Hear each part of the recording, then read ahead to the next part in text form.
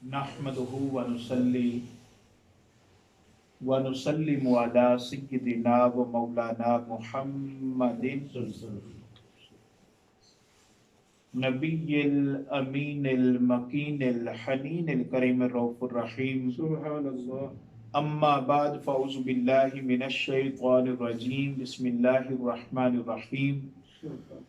क़ाल अल्लाहु तबारक व तआला फ़िल कलामिल मजीद वल फ़ुरक़ानिल हमीद अल्लज़ी ख़लक़ल मौता वल हयाता लियब्लुवकुम अय्युकुम अहसनु अमला। सदक़ल्लाहु मौलानल अज़ीम।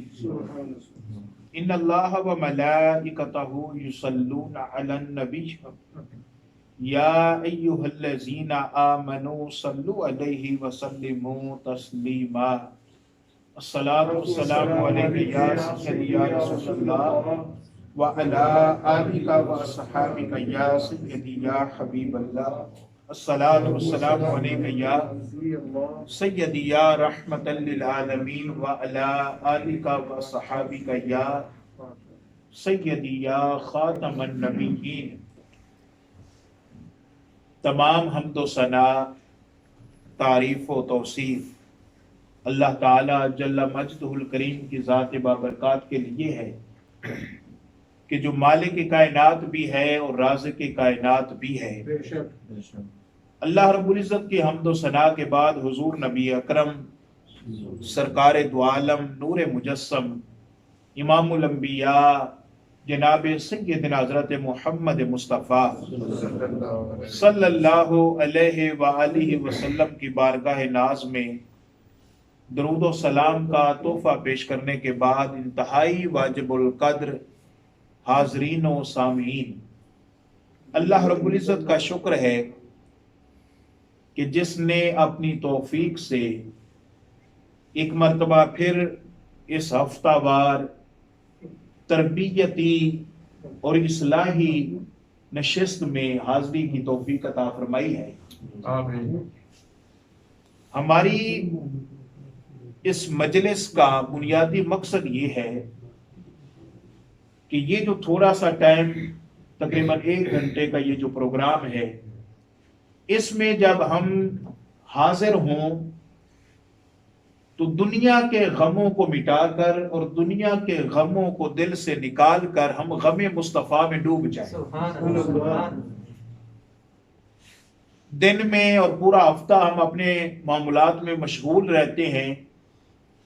ये थोड़ा सा टाइम अगर हम सारी तवज्जो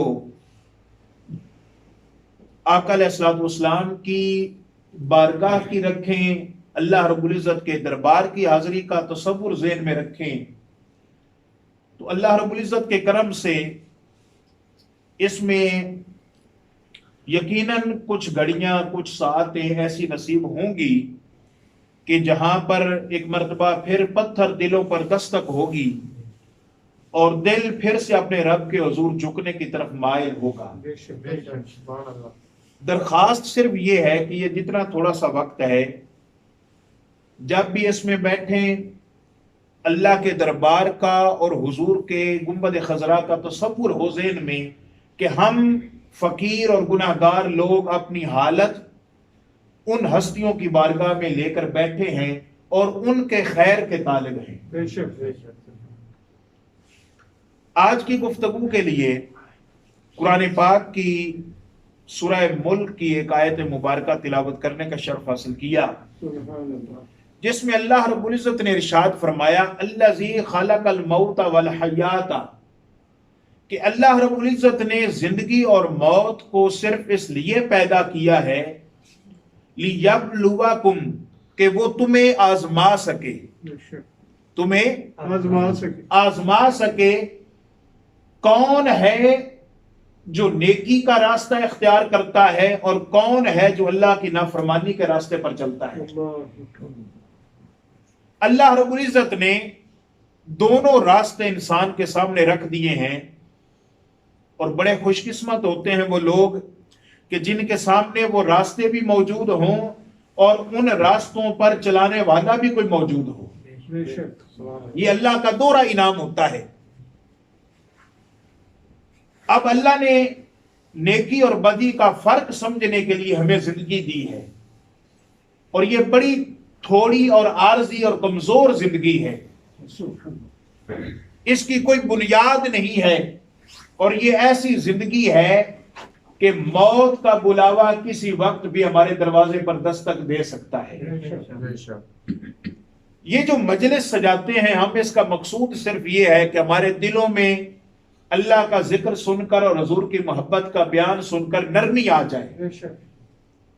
اور اللہ پاک قرآن میں فرماتا ہے کہ کچھ پتھر بھی ایسے ہیں کہ جب وہ رب کا کلام یا ذکر سنتے ہیں تو ان سے بھی چشمے پھوٹ پڑتے ہیں۔ اچھا، اگر پتھروں سے پانی اور چشمے نکل سکتے ہیں تو پھر مقام فکر ہے اور مقام غور ہے کہ ہم انسان ہو کر، گوشت کے لوتھڑے ہو کر، کیا ہم ان پتھروں سے بھی بدتر ہیں کہ جب اللہ اور اس کے رسول کا ذکر ہو تو ہماری آنکھوں سے آنسو نہ جاری ہو سکے؟ ان ہستیوں کا ذکر سن کر تو پتھر بھی ابل پڑتے ہیں اور پتھروں سے بھی چشمے جاری ہو جاتے ہیں۔ تو پھر ہمیں سوچنا چاہیے کہ آخر ایسا کیا سبب ہے کہ ہمارے دل ان پتھروں سے بھی سخت ہو گئے، کہ ان میں نرمی نہ رہی، اور اللہ کا ذکر سن کر ان دلوں میں خوف نہ رہا، اور اپنے گناہوں کو یاد کر کے ان دلوں میں ندامت کا احساس پیدا نہ ہو سکا۔ حدیث پاک میں آتا ہے کہ جو بندہ اللہ کے خوف میں اور اللہ کے غم میں اگر اس کی آنکھ سے مکھی کے سر کے برابر بھی آنسو نکل آیا تو حدیث پاک میں آتا ہے اللہ رب العزت نے اس پر دوزخ کی آگ کو حرام کر دیا۔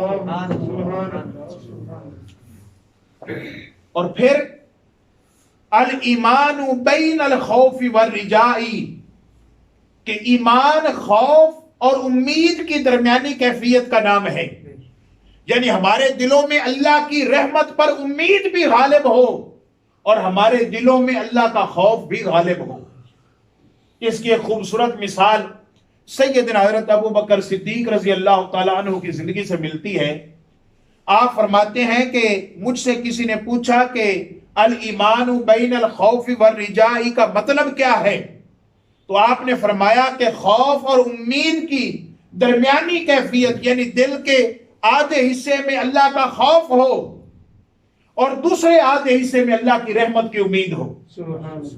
فرمایا خوف اتنا ہو کہ اگر حشر کا میدان ہو اور ساری مخلوقات جمع ہو اور اعلان ہو کہ آج صرف ایک شخص کو جہنم میں ڈالا جائے گا اور باقی سب کی بخشش ہو جائے گی، تو یہ یار غار اور حضور کے دوست اور حضور کے ساتھی یہ فرماتے ہیں مجھے خوف اتنا ہے رب کا کہ وہ ایک شخص جس کو جہنم میں ڈالا جائے گا وہ میں ہی ہوں گا۔ یہ اللہ کا خوف ہے۔ اور امید کے متعلق آپ نے فرمایا کہ رب کی رحمت پر امید اتنی ہے کہ اگر یہ اعلان ہو کہ سب کو جہنم میں ڈالا جائے گا، صرف ایک شخص اللہ کی رحمت سے بخشا جائے گا، تو فرمایا مجھے اللہ کی رحمت پر امید اتنی ہے کہ وہ جس ایک شخص کی بخشش ہوگی وہ ابو بکر صدیق ہوگا۔ اب ہمارا کیا حال ہے کہ ہم نے رحمت کا اور امید کا دامن تھام کر اللہ کے خوف کو دل سے نکال دیا۔ اگر اللہ کا خوف نہ نکلا ہوتا تو دوستو ہم کسی کے ساتھ ظلم نہ کرتے، ہم کسی کی حق تلفی نہ کرتے، ہم نماز نہ چھوڑتے، ہم کسی کا حق نہ کھاتے۔ اب یہ سارا کچھ جو ہم کرتے ہیں اس کا سبب یہ ہے کہ ہمارے دلوں میں اللہ کا خوف نہ رہا اور امید کا دامن ہم نے تھام لیا کہ چلو یار جو کر سکتے ہیں کریں، بس اللہ معاف فرما دے گا۔ یہ کامل مومن ہونے کی نشانی نہیں ہے۔ اور دوسری طرف جو لوگ خوف کا دامن تھام لیتے ہیں، اللہ کی رحمت سے نا امید ہو جاتے ہیں، ان کے متعلق ایک ایمان افروز حدیث میں آتا ہے ایک شخص کو اللہ حکم دے گا کہ فرشتوں اس کو اٹھا کے جہنم میں ڈال دو۔ اللہ کی رحمت سے یہ حدیث ابھی مجھے یاد آئی کہ اس کی رحمت کتنی غالب ہے وہ شخص جب اس کو فرشتے کھینچ کر، اب خوشی خوشی تو جہنم کی طرف کوئی نہیں جائے گا نا، فرشتے پکڑ کے جہنم کی طرف لے جا رہے ہیں، رب کائنات جلوہ گر ہے اپنی شان کے مطابق، اور رب دیکھ رہا ہے کہ فرشتے اس کو کھینچ کر جہنم کی طرف لے جا رہے ہیں، وہ بار بار فرشتے آگے کھینچتے ہیں، وہ مڑ کے رب کی طرف دیکھتا ہے، فرشتے آگے کھینچتے ہیں، وہ پھر مڑ کر رب کی طرف دیکھتا ہے، حتیٰ کہ جب جہنم کے کنارے پہنچ گیا، اس دوران وہ کئی بار اپنے رب کی طرف پلٹ کر دیکھ چکا تھا، جب اسے فرشتے پھینکنے لگتے ہیں تو رب فرماتا ہے فرشتوں اسے واپس لے آؤ، اسے واپس لے آؤ۔ اللہ رب العزت اس بندے سے پوچھتا ہے کہ تو بار بار مڑ کر، جب میں نے کہہ دیا کہ تجھے جہنم میں ڈال دیا جائے، فرشتے تجھے آگے کھینچتے تھے، تو پھر مڑ کے پیچھے دیکھتا تھا، پھر مڑ کے دیکھتا تھا، اس کا سبب کیا ہے؟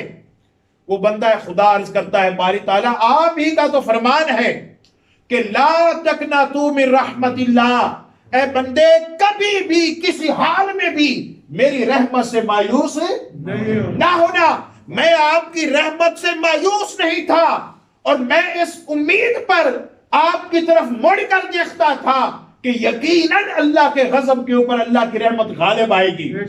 اللہ نے جب اس بندے کی بات سنی تو فرمایا لے جاؤ اسے جنت میں ڈال دو، لے جاؤ اسے جنت میں ڈال دو۔ یہ ہے اللہ کی رحمت کا نظارہ کہ کبھی بھی کسی حال میں بھی رحمت کا دروازہ اپنے اوپر بند نہ کریں، اپنے خیالوں میں، اپنے گمانوں میں کبھی یہ نہ سوچیں کہ میں اتنا گناہگار ہو گیا، اتنا نافرمان ہو گیا تو اب اللہ کی رحمت مجھ پر نہیں برسے گی۔ بس ایک پل کا احساس پیدا ہو گیا تو اس کی رحمت چھلک پڑے گی، اور اس کی رحمت بارش کی طرح آپ کے اوپر اور ہمارے اوپر برسنا شروع ہو جائے گی۔ احباب ذی وقار، اللہ والوں کے احوال کیا تھے؟ حضرت سیدنا فاروق اعظم رضی اللہ تعالیٰ عنہ کے زمانے میں آپ نے ایک صوبے کا، حضور کے ایک صحابی کو گورنر بنایا جن کا نام تھا سعید بن عامر رضی اللہ تعالیٰ عنہ۔ آپ کا معمول تھا کہ آپ ہر 2-4 ماہ کے بعد ہر صوبے کا وزٹ کرتے اور اس شہر کی جامع مسجد میں عوام کو جمع کرتے اور گورنر کو سامنے کھڑا کر کے پوچھتے کہ لوگوں بتاؤ اس کے متعلق آپ کو کوئی شکایت تو نہیں ہے؟ جامع مسجد میں لوگ اکٹھے ہو جاتے۔ آپ کو جب 4 ماہ گزر گئے، 4-5 ماہ، حضرت سعید بن عامر کو تو فاروق اعظم رضی اللہ تعالیٰ عنہ آپ کے شہر میں پہنچے، جامع مسجد میں لوگ جمع ہو گئے، گورنر سامنے کھڑے ہو گئے۔ آپ نے لوگوں سے پوچھا بتاؤ تمہیں میرے گورنر کے متعلق کوئی شکایت تو نہیں ہے؟ تو لوگوں نے کہا ہمیں ان پر 4 شکایتیں ہیں۔ کتنی شکایتیں ہیں؟ 4 شکایتیں ہیں۔ آپ نے سعید بن عامر سے فرمایا کہ کھڑے ہو جائیں اور ان کی شکایتوں کے جواب دیں۔ لوگوں نے کہا پہلی شکایت یہ ہے کہ یہ پہلے شروع میں فجر کی نماز کے بعد ہمیں وقت دیتے تھے، اب یہ چاشت کے وقت واپس آتے ہیں، فجر پڑھا کر گھر چلے جاتے ہیں، یہ اب ہمیں نماز کے بعد ملتے نہیں ہیں۔ آپ نے فرمایا اچھا سعید بن عامر پھر اس کا سبب بتاؤ لوگوں کو، یہ شکایت ہے لوگوں کو۔ تو آپ نے سرد آہ بھری اور کہا فاروق اعظم کاش یہ لوگ نہ پوچھتے، یہ میرا اور میرے رب کا معاملہ تھا، نہ پوچھتے، اب پوچھ لیا ہے تو سن لیں کہ میری بیوی، میری زوجہ جب میں لوگوں کو پہلے ملتا تھا تو وہ تندرست تھی، اب وہ بیمار ہو گئی ہے، اب وہ معذور ہو گئی ہے۔ وہ جس نے 30 سال میری وفاداری میں گزارے، میری خدمت میں گزارے، اب وہ معذور ہو گئی ہے۔ میں نماز پڑھ کر گھر جاتا ہوں، سب سے پہلے گھر میں جھاڑو لگاتا ہوں، پھر بچوں کو ناشتہ کرواتا ہوں، پھر اپنی بیوی کا ناشتہ تیار کرتا ہوں، اس کا پخانہ اسے کرواتا ہوں، اسے صاف کرتا ہوں، اسے اپنے ہاتھوں سے ناشتہ کرواتا ہوں، اور جب بیوی کو کھلا کر، بچوں کو کھانا کھلا کر فارغ ہوتا ہوں، پھر اپنی عوام کی خدمت میں حاضر ہو جاتا ہوں۔ دوسرا سبب کیا ہے؟ دوسری شکایت کیا ہے؟ لوگوں نے کہا آپ پہلے پورا ہفتہ ملتے تھے، اب ہفتے میں 6 دن ملتے ہیں، 1 دن نہیں ملتے۔ اب پھر رو پڑے کہا فاروق اعظم کیا بتاؤں، گھر میں غربت کا حال ہے، غربت کی کیفیت ہے، میرے پاس ایک ہی جوڑا ہے پہننے کے لیے، 6 دن وہ پہنتا ہوں، 7ویں دن سردی کا موسم ہے، میرے پاس کوئی اور جوڑا پہننے کے لیے نہیں ہے، میں اپنی بیوی کا لباس پہنتا ہوں، اپنے کپڑے دھوتا ہوں، جب تک خشک نہیں ہوتے اپنی عورت کے بیوی کے کپڑے پہن کر بیٹھا رہتا ہوں، اس لیے ہفتے کا ایک دن اپنی عوام کی خدمت میں حاضر نہیں ہو سکتا۔ تیسری شکایت کیا ہے؟ آپ دن کو ملتے ہیں رات کو نہیں ملتے، دن کو ملتے ہیں رات کو نہیں ملتے، کیا سبب ہے؟ یہ بات سنی تو آپ نے اپنی سفید داڑھی ہاتھوں سے پکڑ لی اور کہا فاروق اعظم ذرا ادھر دیکھیں، ساری داڑھی سفید ہو گئی، کوئی بال بھی سیاہ نہیں رہا، اس کا مطلب یہ ہے کہ فصل پک چکی ہے اور کوئی خبر نہیں کہ کب مالک کا بلاوا آ جائے۔ دن کو مخلوق کی خدمت میں ہوتا ہوں اور رات کو مسلح ڈال کر اپنے رب کے حضور اپنے مالک کو منانے کی کوشش میں لگا رہتا ہوں۔ یہ سبب ہے میں رات کو لوگوں کی خدمت میں حاضر نہیں ہوتا۔ چوتھی شکایت پوچھی تو لوگوں نے کہا کہ یہ اکثر روتے روتے بے ہوش ہو جاتے ہیں، اکثر روتے روتے بے ہوش ہو جاتے ہیں۔ آپ نے پوچھا آپ روتے روتے بے ہوش کیوں ہو جاتے ہیں؟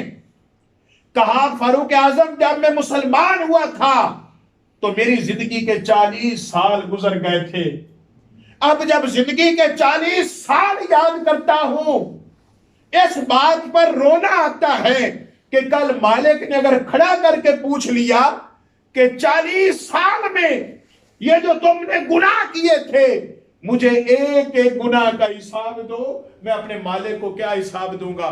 جب یہ بات یاد کرتا ہوں تو روتا روتا بے ہوش ہو جاتا ہوں۔ آپ اندازہ کریں کہ انہوں نے یہ بھی سن رکھا تھا کہ مسلمان ہونے کے بعد پچھلے ساری زندگی کے گناہ کیا ہو جاتے ہیں؟ معاف ہو جاتے ہیں، مگر پھر بھی تقویٰ اور اللہ کا خوف کا عالم یہ تھا۔ اور ہم جو پیدا ہی مسلمان ہوئے، والدین بھی مسلمان، ہم بھی مسلمان، اور اگر ہم نے لوگوں پر ظلم کیا، اللہ کی نافرمانیاں کی، تو اگر رب نے ہم سے پوچھ لیا دوستو تو ہم کیا جواب دیں گے؟ یہ احساس اپنے اندر جب تک پیدا نہیں ہوتا کہ مالک کی عدالت لگنے والی ہے، یہاں کسی افسر کے پاس دفتر میں جائیں تو اس کے احترام میں کس طرح کھڑے ہوتے ہیں، کانپتے ہیں کہ کوئی بات ایسی نہ پوچھ لے۔ ارے وہ عدالت بھی لگنے والی ہے دوستو، جس عدالت میں ساری دنیا کے بادشاہوں کا بادشاہ عدل کا ترازو لے کر بیٹھے گا، اور اگر اس نے اپنی دی ہوئی نعمتوں کے متعلق پوچھ لیا تو دوستو ہمارے پاس اللہ کی رحمت کے علاوہ کوئی آسرا نہیں ہے۔ اسی طرح سیدنا امام زین العابدین، جگر گوشہ رسول، نواسہ رسول، جگر گوشہ بطول، وہ شہزادہ جس پر عبادت کو بھی ناز ہے، زین العابدین یعنی عبادت گزاروں کی جو زینت ہیں، ان کے متعلق آتا ہے کہ آپ اتنی اللہ رب العزت کے حضور گرہ افزاری کرتے، آہ و بکا کرتے، اور رات کو اٹھ کر مخلوق خدا کی خدمت کرتے۔ جب آپ کو غسل کروایا گیا تو آپ کی پشت پر گندم کی بوریاں اور وزن اٹھانے کے نشانات پائے گئے، جو آپ رات اٹھ کر اللہ کی عبادت کے بعد بیواؤں، یتیموں اور مسکینوں کے دروازے پر خود اپنی پشت پر گندم لاد کر ان کی خدمت میں پیش کرتے تھے اور پھر اپنی عبادات کو چھپاتے تھے۔ ارے وہ جنت کے مالک تھے، جنت کے مالک تھے۔ آج وہ دین ان کے گھر میں اترا تھا، قرآن ان کے گھر میں اترا تھا، مگر ہمارا حال کیا ہے کہ کسی کے ساتھ بھلا کر لیں تو پھر اس کا ڈھڈورا پیٹتے ہیں۔ کتنے اللہ والے ہیں جن کے دنیا سے جانے کے بعد لوگوں کو پتا چلتا ہے کہ یہ فلاں کے ساتھ بھی نیکی کرتا تھا، فلاں کا گھر بھی اس کی مہربانی سے چلتا تھا۔ چلانے والی ذات تو اللہ کی ہے، مگر جو چھپ کر کسی کی ہیلپ کی جاتی ہے، مدد کی جاتی ہے، جتنی لذت اس میں ہے خدا کی قسم دنیا کی کسی عبادت میں نہیں. چھپ کر کسی مظلوم کی، غریب کی، اس کے دل سے جو آہت بن کر آپ کے لیے دعا نکلتی ہے، یقین کر لے اللہ کی ذات کو بھی کوئی اور چارہ نہیں ہوتا کہ اس کی دعا اس کے حق میں قبول نہ کرے. کتنے لوگ ہیں جو اللہ کے خوف میں رات کے اندھیروں میں لوگوں کی مدد کرتے ہیں، اور ہم آج ہمارا حال کیا ہے کہ ہم کسی کی ہیلپ کر لیں تو پھر وہ بیٹھ کے لگتی ہیں، بیٹھ کر باتیں ہوتی ہیں، فلاں مجبور تھا، فلاں اس کی ہیلپ کے اعلانات ہوتے ہیں. مگر اللہ والے اللہ کی رضا کے لیے چھپ کر لوگوں کی مدد کرتے ہیں. رات کا پچھلا پیر ہے دوستو، لوگ لبیک اللہم لبیک کی صدائیں بلند کر رہے تھے، اور جب بیت اللہ شریف میں بندہ پہنچتا ہے، بیت اللہ شریف میں جب بندہ پہنچتا ہے دوستو، تو کیفیت انسان کے اوپر یہ ہوتی ہے، جو لوگ گئے ہیں وہ جانتے ہیں. میں جب گیا تو بڑا دلچسپ ایک واقعہ ہوا کہ والدہ محترمہ، میں ہمیشہ جب پاکستان میں گھر سے نکلتا تھا تو میں والدہ محترمہ کے قدمین چوم کر جاتا تھا اپنے سر پہ ٹوپی پہ لگا کے. تو ایک دفعہ میں اپنے ایک دوست کے پاس جانے لگا، جب پہلی دفعہ مجھے مدینہ شریف کی حاضری نصیب ہوئی تو میں نے امی جان سے دعا کروائی، امی جان دعا کیا کریں اللہ تعالیٰ مجھے اپنا در دکھا دے اور اپنے محبوب کا روزہ دکھا دے. میں نے یہ دعا کروائی، گھر سے نکلا. میرے ایک دوست تھے، انہوں نے ایک کمیٹی بنائی ہوئی تھی عمرہ پر بھیجنے والوں کی. جب وہاں گئے تو وہاں ان کو 36 آدمی درکار تھے، 36 آدمی. تو 35 آدمی ان کے پاس تھے، 36واں بندہ کوئی نہیں تھا. وہ 36واں بندہ انہیں مل جاتا تو اسی دن انہوں نے قرآن دازی کرنی تھی.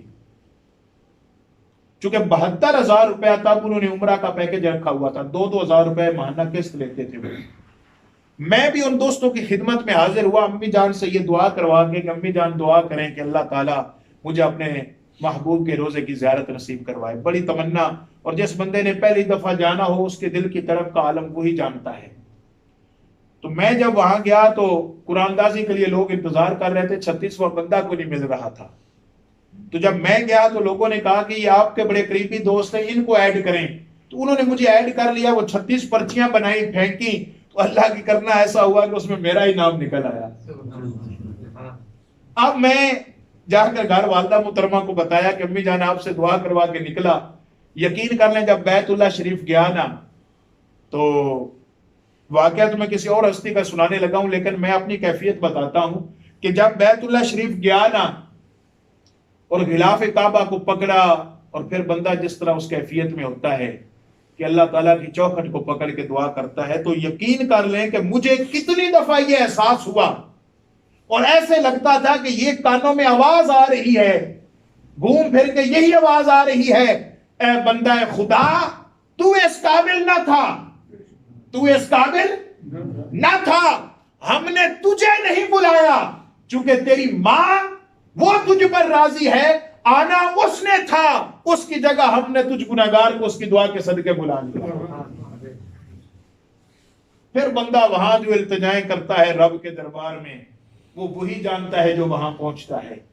تو میں بات کر رہا تھا جب کوئی بندہ لبیک اللہم لبیک کی صدائیں لگاتا ہے، اے مولا مجرم حاضر ہے، مجرم حاضر ہے، سیاکار حاضر ہے، دنیا کا ٹھکرایا ہوا آج تیرے در پر آیا ہے مولا. جب لبیک اللہم لبیک کی صدائیں لگتی ہیں تو عشق والوں کے کلیجے پھٹ جاتے ہیں. ایک اللہ کے ولی وہ لبیک اللہم لبیک کی آواز نہیں لگا رہے تھے، تو ساتھ چلتے ہوئے کسی بندے نے کہا آپ کیوں نہیں کہتے لبیک اللہم لبیک؟ تو انہوں نے کہا میں ڈرتا ہوں ادھر میں لبیک اللہم لبیک کہوں اور ادھر سے آواز آئے لا لبیک، ہمیں تیری آواز پسند، تیری حاضری قبول نہیں ہے. بس اس بات کی وجہ سے، اس ڈر کی وجہ سے وہاں جا کر یہ التجا نہیں کرتا کہ مولا میں حاضر ہوں. وہ دیکھ رہا ہے کہ میں اس کے دربار میں حاضر ہوں. اللہ کے ایک ولی وہ رات کے پچھلے پیر بیت اللہ شریف پہنچے. جب پہنچے تو غلاف کعبہ کو پکڑ لیا اور اپنے چہرے کو کپڑے سے چھپا رکھا تھا، نقاب پوش غلاف کعبہ کو پکڑ کر دعا کرتے ہیں، مولا میرے اتنے گناہ نہیں جتنے زمین پر پانی کے قطرے ہیں، مولا مجھے بخش دے۔ پھر دعا کی، مولا میرے اتنے گناہ نہیں جتنے زمین پر ریت کے ذرات ہیں، مولا مجھے بخش دے، مولا مجھے بخش دے۔ اب یہ کیفیت ذرا خود پر طاری کرے نا، ہم کسی دنیا دار کے سامنے ہاتھ پھیلائیں نا اور یہ جملہ بولیں، بھائی مجھے دے دے میں ضرورت مند ہوں، تو اس کو بھی ترس آ جائے گا۔ اور خدا کے بندو، وہ رب اگر اس کے سامنے کوئی یہ کہے مولا مجھے بخش دے، اور بخشش ہو بھی اس کی اپنی، اس نے بخشش کسی سے ادھار بھی نہ لینی ہو اور وہ بے نیاز ہو، بخشش اس کی اپنی ہو، وہ بخش دے تو کوئی پوچھے نہیں اس سے۔ اب اس سے جب بندہ کہے مولا میرے اتنے گناہ نہیں جتنے ریت کے ذرات ہیں، مولا مجھے بخش دے، مولا مجھے بخش دے، مولا اتنے درختوں کے پتے نہیں جتنے میرے گناہ ہیں، مولا مجھے بخش دے، مولا مجھے بخش دے، مولا میں نے ساری زندگی تیری نافرمانی میں گزاری ہے، میں تسلیم کرتا ہوں، مولا مجھے بخش دے۔ بندہ کہے مولا میرے گناہوں نے میری کمر جھکا دی، میرے گناہوں نے مجھے وقت سے پہلے بوڑھا کر دیا، مولا میرے گناہوں نے میری زندگی سے نور چھین لیا، مولا مجھے بخش دے۔ اس آواز میں اتنا درد تھا، اتنا کیف تھا کہ وہ لوگ جو بیت اللہ کا طواف کر رہے تھے اپنا طواف بھول کر اس ہستی کے ارد گرد جمع ہو گئے اور کہتے ہیں بندہ خدا تیری آواز میں اتنا درد ہے کہ ہمارے کلیجے پھٹے جا رہے ہیں، بتا ہمیں اپنا چہرہ تو دکھا، تو کون ہے جو اتنا بڑا گناہگار ہے، ہم بھی تیرے لیے دعا کریں۔ وہ ہستی چہرے سے نقاب نہیں ہٹاتی۔ لوگوں نے پھر ان کے پاؤں پر لوگ گر گئے، منتے ترلے کیے، ہم وعدہ کرتے ہیں کہ سارے مل کر آپ کے لیے دعا کریں گے۔ ارے لوگوں کو کیا خبر تھی کہ تم نے اس کے لیے کیا دعا کرنی ہے، تم خود اس کے کرم سے بخشے جاؤ گے۔ اس ہستی نے جب چہرے سے اس وعدہ کے ساتھ کہ تم میری بخشش کی دعا کرو گے چہرے سے نقاب اٹھایا، تو دوستو وہ ہستی جنہوں نے واقعہ کربلا اپنی آنکھوں سے دیکھا تھا، شہزادہ رسول سیدنا حضرت امام زین العابدین تھے، حضرت امام زین العابدین تھے۔ ارے جن کی راتیں بھی اللہ کے ذکر میں گزرتی ہیں، جن کا ایک ایک عمل خالصتاً اللہ کے لیے تھا، ان کی کیفیت یہ تھی۔ اور ہمارا جو ہر عمل لوگوں کے دکھاوے کے لیے ہے، خلوص سے آری ہے، ریاکاری کے زمرے میں آتا ہے، ارے ہمارا حال کیا ہوگا؟ ضرورت اس امر کی ہے کہ خلوص چاہے ہمارے اعمال میں نہ ہو، کم از کم زبان سے تو عرض کرتے رہیں مولا مجھے اخلاص عطا فرما، دعا تو کرتے رہیں، کم از کم زبان سے ہی کرتے رہیں، کیا خبر کب اس کی نگاہ کرم ہو جائے اور وہ یہ کہے کہ چلو چاہے اس کا دل اور اس کا کام دکھاوے کا ہے پر زبان سے تو کبھی کبھی کہتا ہے نا کہ مجھے اخلاص عطا فرما دے۔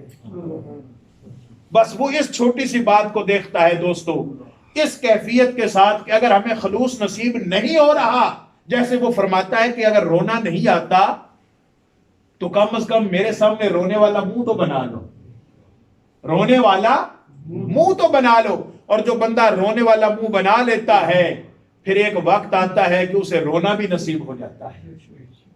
تو احباب ذی وقار، ہم نے اپنے دلوں میں نرمی پیدا کرنی ہے، اور آقا علیہ الصلوۃ والسلام نے فرمایا 3 خوبیاں جس انسان میں پیدا ہو جائیں سمجھ لو کہ وہ رب کا محبوب ہو گیا ہے۔